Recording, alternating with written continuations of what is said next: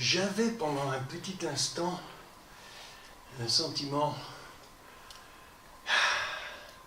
qui me bouffait à l'intérieur et qui me disait, mais qu'est-ce qui se passe aujourd'hui, Seigneur? Tu me donnes un message, mais ce message, il va se retrouver faux, archi faux. Merci Christophe, parce que tu as apporté la moitié du message que j'ai ici. Et parce que tout ce qui a été apporté ne fait qu'un message avec ce qui va suivre.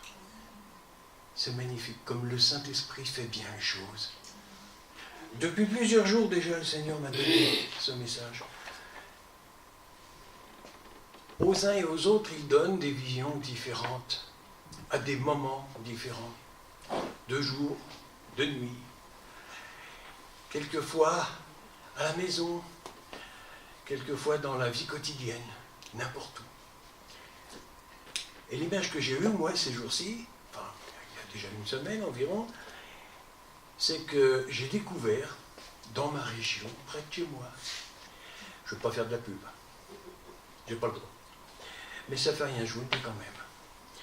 J'ai découvert un magnifique petit restaurant, où on y mange très bien, à un prix très abordable, avec un accueil magnifique.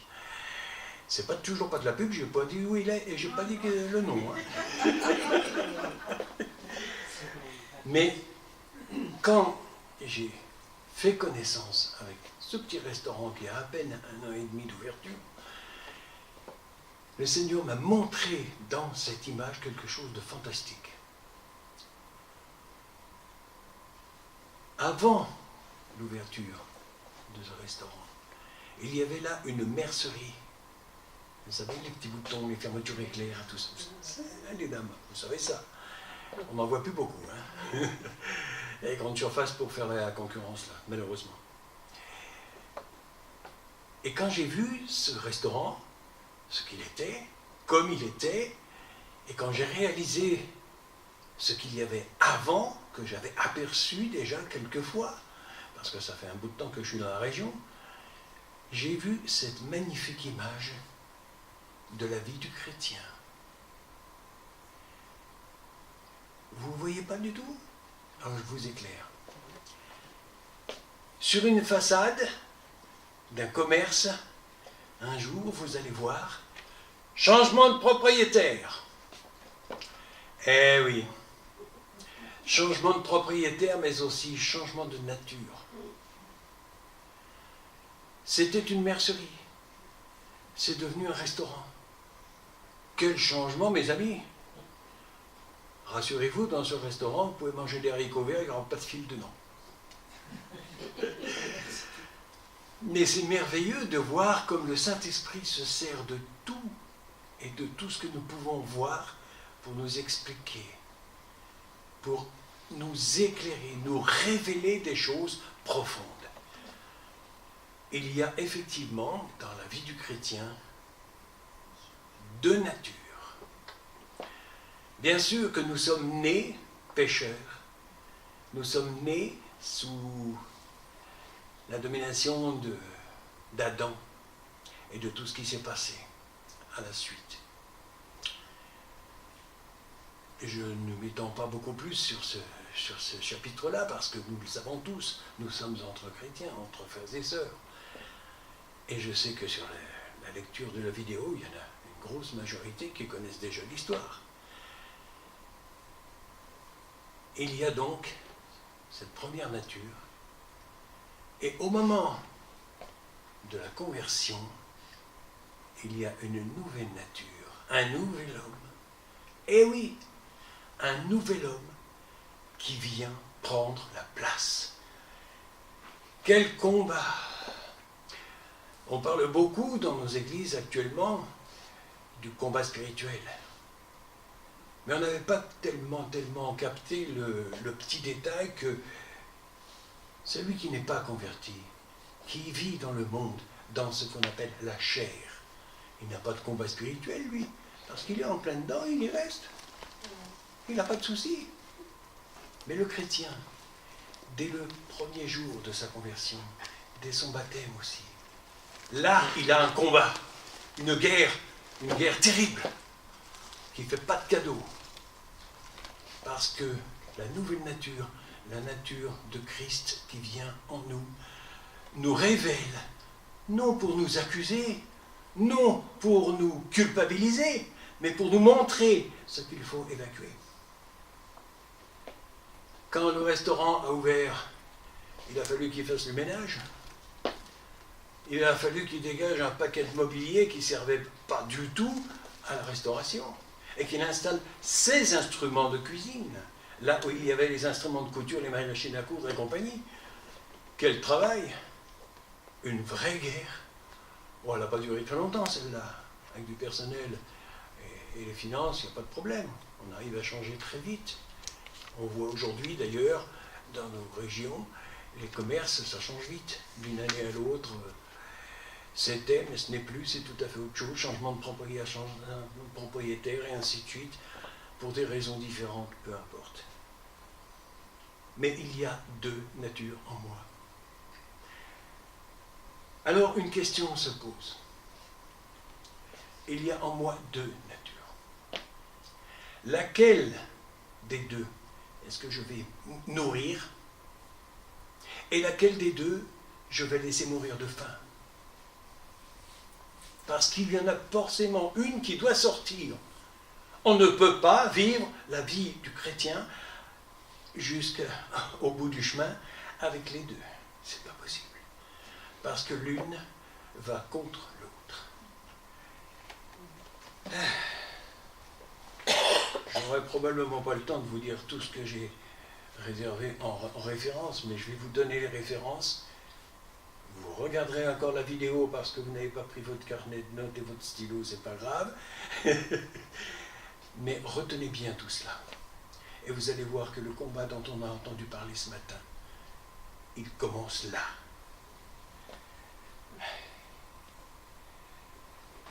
Je dis donc, dit l'apôtre Paul, aux Galates, chapitre 5, à partir du verset 16, je dis donc, marchez par l'esprit et vous n'accomplirez point les désirs de la chair. Là commence le combat. Dans la vie de tout chrétien, là commence le vrai combat. Mais c'est un combat qui va durer longtemps. Parce que la chair, elle est coriace. On a beau dire qu'on l'a enterrée, parce qu'on est mort avec Christ, oui. Mais cette foutue nature, de l'autre côté, elle sait nager. Et elle est coriace. Et elle revient sans cesse, tant que nous sommes sur cette terre. Tant que nous sommes sur cette terre, dans ce corps. Et l'apôtre Paul le dit bien, qui me débarrassera de ce corps de mort? Il savait ce qu'il disait. L'apôtre Paul n'a pas donné que des paroles douces, pleines de miel. Loin de là. Loin de là. Il nous a appris à nous battre, à combattre, et avec les bonnes armes. Je ne vous rappelle pas Éphésiens 6, vous connaissez les armes dont nous avons besoin. Comment allons-nous nourrir cette nature divine qui vient d'arriver dans nos cœurs, dans nos vies, en nous? Comment? Sinon par la parole de Dieu. Parce que la parole de Dieu est l'aliment parfait pour faire vivre cette nouvelle nature, sa nature.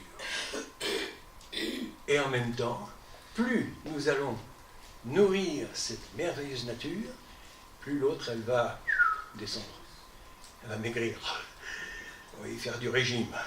Hein?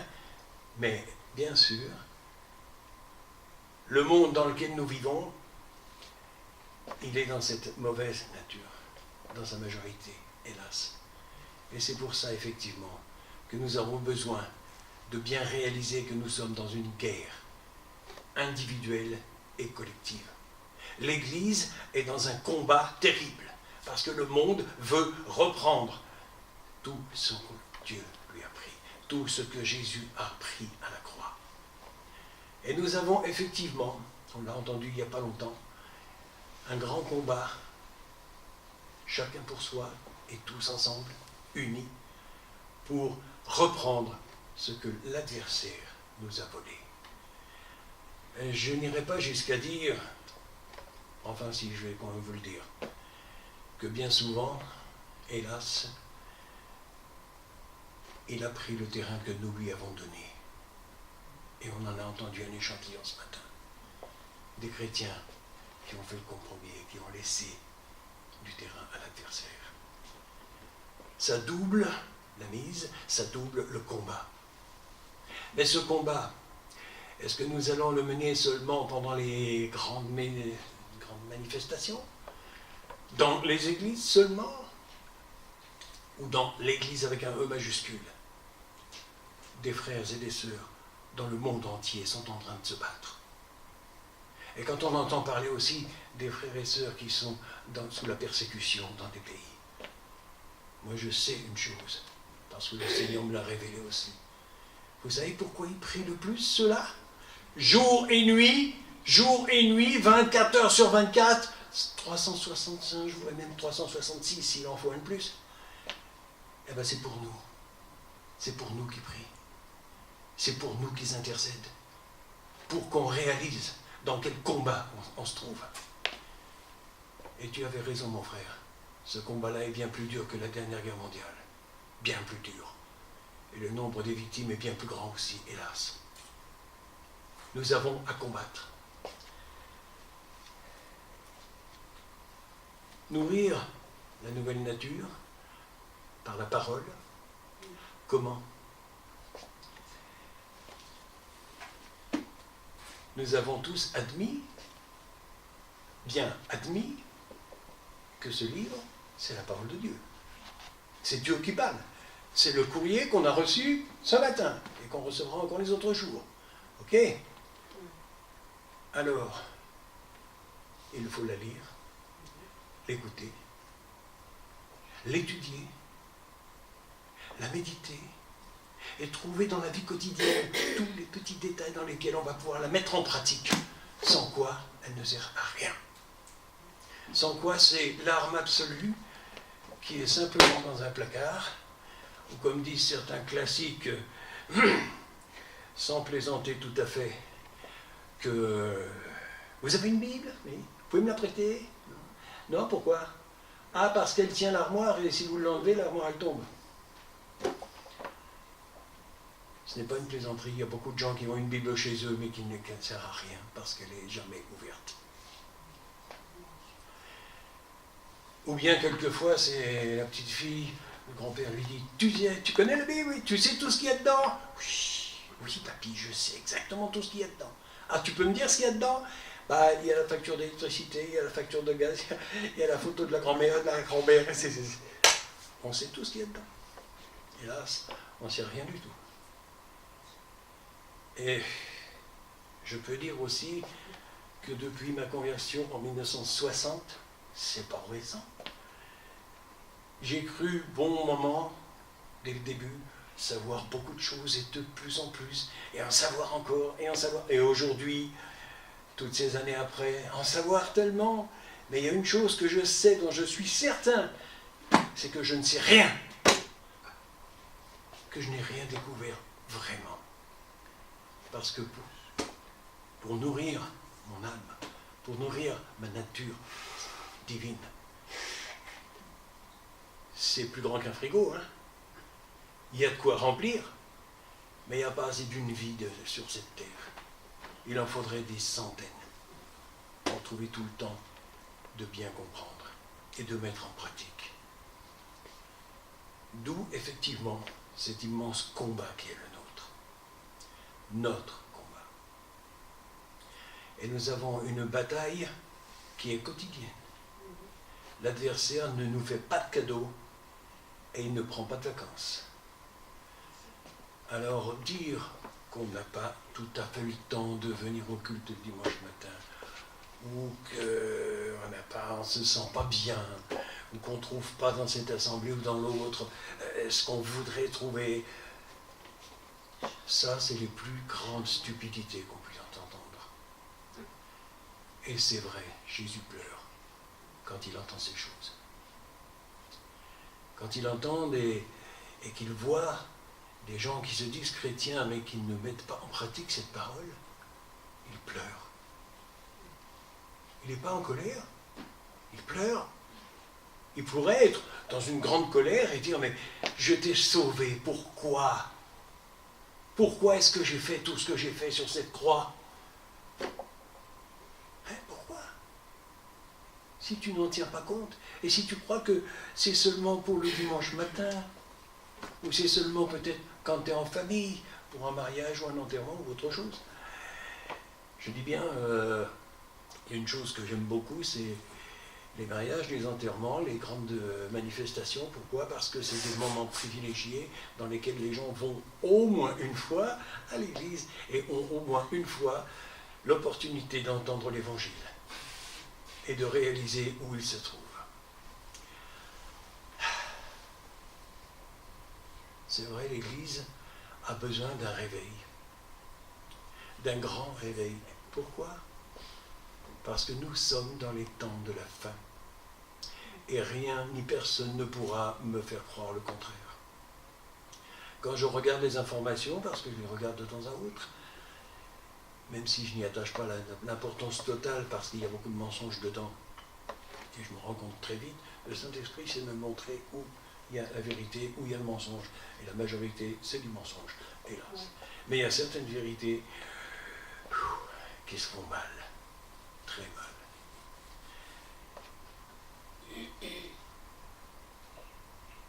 Quel est notre combat? Sinon de nous combattre nous-mêmes déjà, virer notre ancienne nature, tout mettre dehors. C'est pas facile. Je ne suis pas encore arrivé totalement, moi, depuis toutes ces années. Il y a encore des petits détails dans ma vie, mais le Seigneur, il sait me les montrer. Parce que quand je me tourne vers lui, il me dit, hé là, t'as vu? Dans cette pièce, il y a un tiroir, dans ce tiroir, tu ne m'as pas ouvert la porte, je ne peux pas y entrer. Alors je dis, d'accord Seigneur, tu vas partout où tu veux. Et je ne veux pas que tu aies la première place. Ça choque. Non, je ne veux pas que le Seigneur ait dans ma vie la première place. Je veux qu'il ait toute la place. Je dis bien toute la place.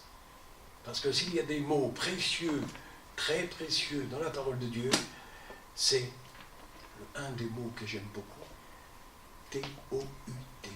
Tout. Il m'a tout pardonné. Il m'a tout donné. Il a tout fait pour me sauver. Moi. Qui, moi? Qui suis-je pour qu'il vienne me sauver? Qui suis-je pour qu'il vienne sur cette croix prendre ma place? Le jour où on m'a parlé de l'évangile la première fois, c'était des gendarmes du salut à Paris sur un boulevard. Et ils m'ont exposé, sommairement, mais clairement, l'évangile, comment Jésus m'avait sauvé, comment il était venu pour me sauver. Je me posais la question, est-ce qu'ils veulent faire du fric avec ça ou quoi? Ou est-ce qu'ils sont complètement barjots? C'est pas possible. J'avais que 15 ans, mais je réfléchissais déjà. Hein. J'ai dit, attends, faut pas en raconter des trucs comme ça, là. Personne ne m'en parle autour de moi, dans ma famille ou ailleurs.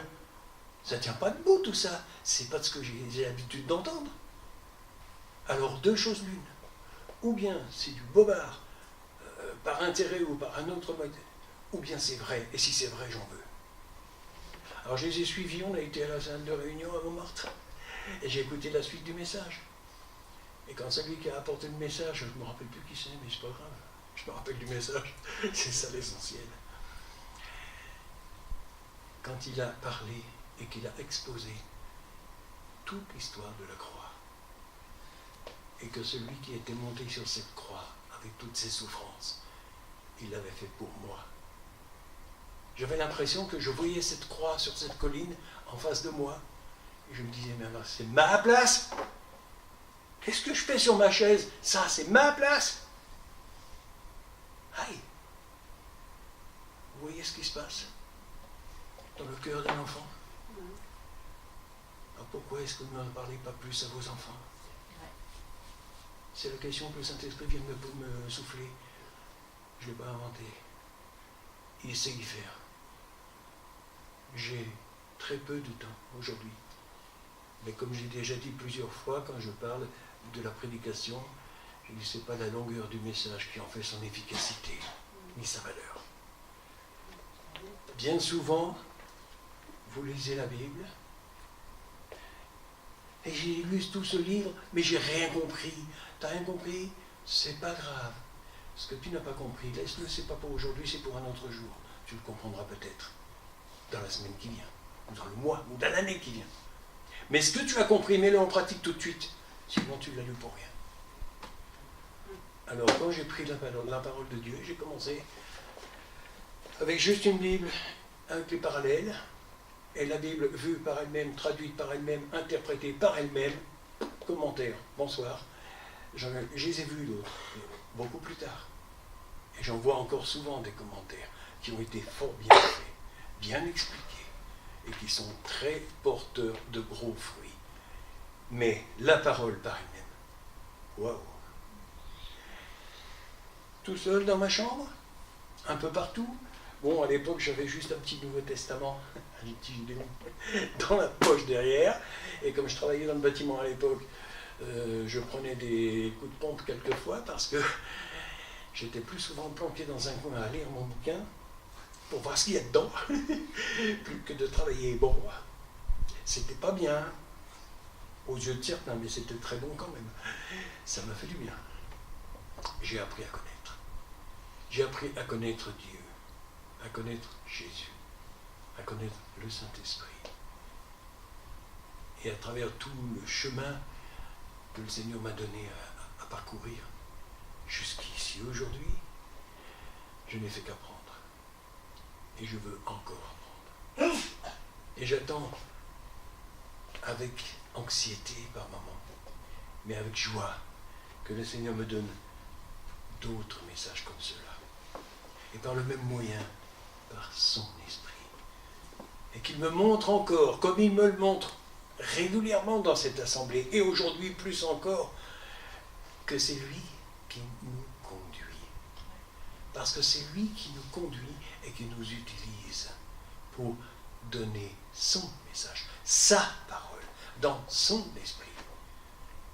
Et il a donné aujourd'hui Christophe, il a donné le psaume par Agnès, il a apporté quelques paroles par Paul, d'autres encore, et d'autres encore dans les temps qui viennent, dans les temps de réunions de prière ou dans les réunions de culte, ou dans la Sainte Seine. Il donnera encore des messages complets à travers plusieurs, parce que nous sommes peut-être très différents les uns des autres. Ça, c'est possible, plus que possible même. Ben oui. Mais nous sommes avant tout uniques aux yeux de Dieu et complémentaires dans son œuvre. Alors continuons à nous battre. Rentrons dans ce combat. Engageons-nous de plus en plus en plus dans cette bataille individuelle. Ouais, ok. Il va y avoir des cicatrices là, c'est pas grave. Il y aura des victoires avant tout. Ce que nous devons regarder, ce ne sont pas les balles perdues qui vont passer dans les coins, ni les éclats d'obus ou quoi que ce soit, ni les brimades, ni les critiques, ni les rejets de toutes sortes dans nos propres familles. Oh, c'est là que ça fait le plus mal. Mais regardons plus loin les fruits et les victoires. Et quand nous avons nos adversaires, comme on les appelle quelquefois, qui nous critiquent et qui veulent nous foutre au tapis, regardons-les comme Jésus les voit. Seigneur, prête-moi tes lunettes, les miennes ne sont pas très propres. Permets-moi de les voir, comme, non pas comme des ennemis aujourd'hui, mais comme des amis et des frères et sœurs demain. Les inconvertis qu'il y a, il y en a plein autour de nous. Il y en a plus qu'on en veut dans cette ville et dans le pays. Vous avez vu combien il y en a? Vous ne les avez pas comptés, ne cherchez pas. Ne cherchez pas, vous n'y arriverez pas. Mais tout cela, c'est qui? Ben, ce sont ceux qui vont remplir les prochaines églises qui vont s'ouvrir. Parce qu'il va s'en ouvrir encore. Bien sûr, à la faveur de dures épreuves. Des épreuves localisées comme celle de Paris, par exemple, à la boulangerie. Mais regardez bien ce qui va se passer dans ces quartiers-là.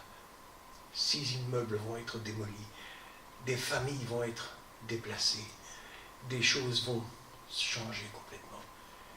mais un esprit de solidarité va naître et un esprit de contact et de communion les uns avec les autres. Et dans ce quartier-là, je sais, je suis né à Paris, il y a beaucoup de frères et sœurs de chrétiens qui sont là pour apporter la consolation, la joie, la paix, malgré ces dures épreuves. C'est dur des épreuves comme ça. Mais d'après ce que j'ai entendu dans les prophéties ces derniers temps, il y en a d'autres qui se préparent. Sommes-nous prêts? Sommes-nous prêts à prendre quelques balles perdues? Sommes-nous prêts à combattre et sentir des douleurs? Et avoir une compassion pour ceux qui souffrent autour de nous plus que pour nous-mêmes? Sommes-nous prêts à nous engager vraiment? Mais plus que le samedi, le dimanche ou un autre jour de la semaine, ou 2 ou 3 jours par semaine. Moi, je ne sais pas, quand j'ai commencé à l'Armée du Salut à Paris, c'était 7 jours sur 7. Chaque jour, j'étais au moins 1 ou 2 heures et plus, et surtout le dimanche, avec l'équipe, avec le groupe, avec les jeunes qui m'enseignaient et qui partageaient. Sommes-nous prêts à nous lever, effectivement, pour prier, pour intercéder, pour tout ce qui se passe autour de nous, au plus près comme au plus loin? C'est vrai que c'est plus pratique, moins coûteux, de prier, par exemple, pour les Chinois, parce qu'ils sont là-bas. On ne les voit pas. Ils ne sont pas ici. C'est plus facile. Vous croyez que c'est plus facile? Parce qu'il y en a beaucoup là-bas qui prient pour nous, et pour eux, ce n'est pas si facile du tout. Mais pour ceux qui sont tout autour de nous, est-ce que notre témoignage, non pas de ce que nous disons ou de ce que nous faisons, mais de ce que nous sommes, des frères et sœurs de l'Église, non pas des actes et des grands discours, mais du quotidien, des petits gestes d'amour envers tous autour de nous, aux plus proches. Et sa phrase qu'on appelle la boule de neige, ou la tache d'huile, ça va se répandre. Ça a commencé déjà, il faut que ça continue. Mais aujourd'hui, ce que Dieu nous demande à travers ces messages, et je reviendrai sur ce message-là, parce qu'il est bien plus grand que ça, il y a encore beaucoup de travail. À travers ces messages, l'Église, elle ne va pas seulement se réveiller, elle va bondir, elle va exploser. Et le monde entier va savoir que Dieu est Dieu, qu'il est bon et qu'il est présent ici, dans nos villes, dans nos familles, autour de nous. Nous le voulons. Nous voulons nous lever tous ensemble et être prêts à être utilisés par le Saint-Esprit pour son œuvre. Jésus était venu pourquoi, au fait? Pour nous sauver? Non. Bien sûr qu'il est venu pour nous sauver, mais en premier, pourquoi était-il venu? Pour détruire les œuvres du diable. Alors ça, c'est notre combat. Nous sommes là pour détruire ces œuvres. Et le Saint-Esprit, si nous nourrissons suffisamment notre nouvelle nature d'enfant de Dieu, né de nouveau, il va nous montrer où sont les cibles sur lesquelles on va tirer. Parce que chacune de nos prières, chacune de nos intercessions, chacune de nos prédications, ce sera comme une flèche. Nous sommes des archers. Le combat est grand, oui, et on est bien assez nombreux pour balancer quelques bonnes flèches, pour atteindre quelques bonnes cibles, que le Saint-Esprit nous montrera lui-même. Et il le fera longtemps encore. C'est vrai, mon frère André, ça fait un paquet d'années que tu fais tout ce travail. Ça fait un paquet d'années que tu es là au service de Dieu. Et que tu vis, que tu es ce que Dieu veut que tu sois, là où il le veut. C'est tout ce que nous avons à vouloir. Être là où lui, il le veut. Quand il veut nous déplacer, et il l'a fait pour moi de nombreuses fois, et à chaque fois, il a une bonne raison. Parce qu'il veut nous utiliser avec toutes les forces qu'il a mis en nous, avec tout ce qu'il nous a enseigné, et tout ce qu'il continue à nous enseigner. Ok. S'il y a une chose contre laquelle je veux me battre encore, c'est l'horloge. Cette horloge, elle m'énerve. Elle ne me laisse jamais assez de temps. Mais Seigneur, c'est ton temps à toi. Alors je te laisse ton temps, Seigneur. Et tu bénis tous les frères et sœurs présents ici aujourd'hui. Tu les bénis et tu les travailles. Comme tu m'as travaillé ces derniers temps et tu le fais encore depuis si longtemps. Mais de plus en plus, continue. Continue de me montrer ce que je dois rejeter. Je dois le faire mourir de faim. Hop là, on continue le régime. Soyez bénis, frères et sœurs. Soyez bénis, vous qui regardez cette vidéo. Réfléchissez bien. Si Dieu vous parle aujourd'hui, répondez présent. N'attendez pas plus longtemps.